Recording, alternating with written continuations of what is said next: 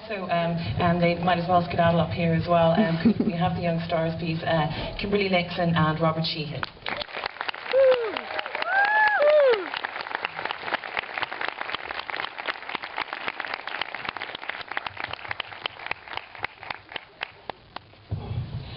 So guys, you're almost hot off the carpet at Berlin, and you were nominated for Crystal Bear, and you were nominated for another First Feature Film Award in one of the other many categories in Berlin. How was that? Did they get it? Did it go down well? Yeah, I think they seemed to go down really well. We were at obviously the first screening of it, and it was in a section called Generation, which is mainly features films for young people. So what was really nice was that it was an audience who was, I suppose, the audience the film was intended for, and they seemed to really enjoy it. I think the reactions were great. Lots of laughing at the right places, generally seeming very interested. Yeah, we got really good responses afterwards, actually. And Robert, you get to be, not to put too fine a point on it, you get to be very naughty for most of this film. I do. And you get to kill James Nesbitt, poor James Nesbitt. Yeah, he's not here to defend himself, but he didn't have a chance. Was that fun? Was it cathartic? Was it? Well, it was fun, but it was also kind of dangerous, because even though it was a foam pole that I was battering him over the head with, sorry to break the illusion, ladies and gentlemen, but I still hit him one. I still hit him a proper crack across the back of the head, and probably hurt him. I don't know. He went quiet for a while after that. But yeah, it was tough, because obviously it was very graphic, you know. So it was you know, we were in there for a long amount of time, and it was about kind of working up that bizarre panic energy, you know, and having to run up, you know. So it was difficult, you know. And Kimberly, you're used to working on like kind of sort of much bigger scale films than this. You've done a film with Jessica Biel and Colin Firth, who's here tonight, downstairs, and people like that. How was it shooting in Belfast compared to that?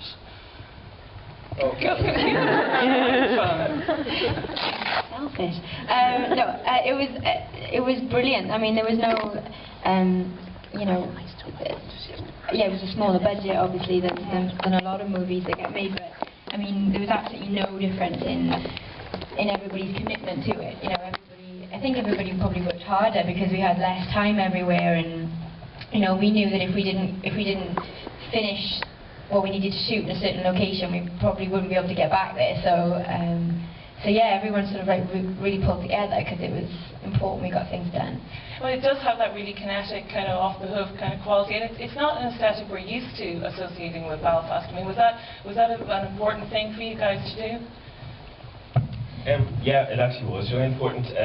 We didn't want to show the grey sort of war-torn streets of Belfast, which I think everybody's seen a lot, you know. So colour was really important, and yeah, we thought long and hard about the aesthetic and tried to show a different side of Belfast. And Robert, you have a brilliant cheer, because it's a brilliant cheer to be Robert Sheehan. You're doing a movie with Nicolas Cage, and you're doing the 1974 trilogy and stuff. Yeah. So are you done your homework? Is this year we should all be just sitting and waiting for you to come to our screens? You all own televisions. In that case, yes. No, the Red Riding trilogy, as you've mentioned, is on in March, I believe, and so we're going over to another premiere next week. Now, you know, there's a lot of premieres this month, but yeah, so that's on, and then I think that's going to get a small cinematic release, from what I know. The Nicolas Cage, well, it's a film called Season of the Witch, which we just finished. And that's not out in 2010, but Season of the Witch 2010, you'll probably be able to see it here. Come along, spend money, all that stuff. But yeah, it's good. It's a nice little role that's happening. So long may it continue. Yeah. I'd like to ask if anyone has any shameless questions. Self-promotion. Yeah, shameless self-promotion. Well done. You finished my sentence for me.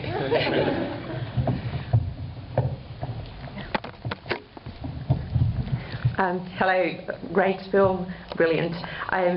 A question for the directors. So apparently we've all seen that Robert and Kim and Rupert have done their part of the job very well. But were they your original choices for these roles? Did they have to audition? And did you have someone else in mind, or was it always them? Okay. No, I mean, obviously it was very important for this film to make sure that the dynamic between the three leads was going to work really well. And so it was important to get three young actors who we felt would kind of create that dynamic really well and have a good energy between them. So they were all cast more or less at the same time, and they were absolutely the actors that we wanted to play the parts. So we were very delighted that they were able to do the parts, and delighted with how they did. Does anyone else have another question to break the tension up here? I've got more. Oh, okay. Oh, let's go. You should just stand up here instead. I'm fine here, thank you. Well, another question for the directors.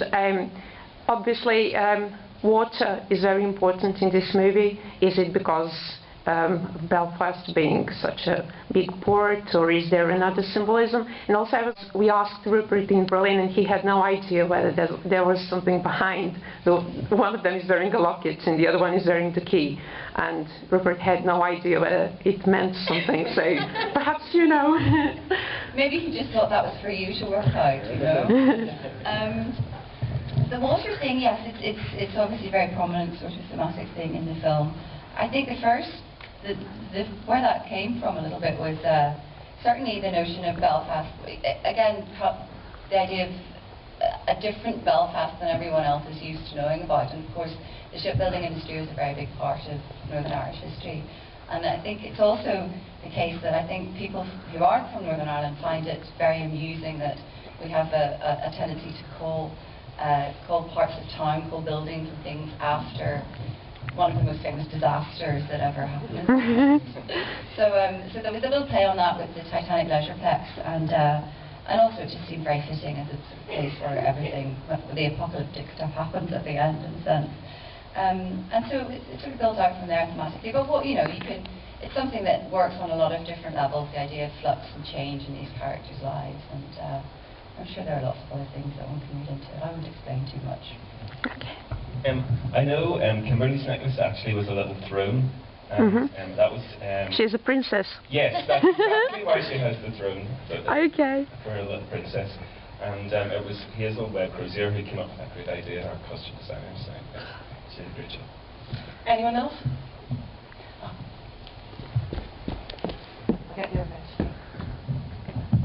Great film, great performances, but I have a 16-year-old daughter. Is that what's going on behind my back? I'm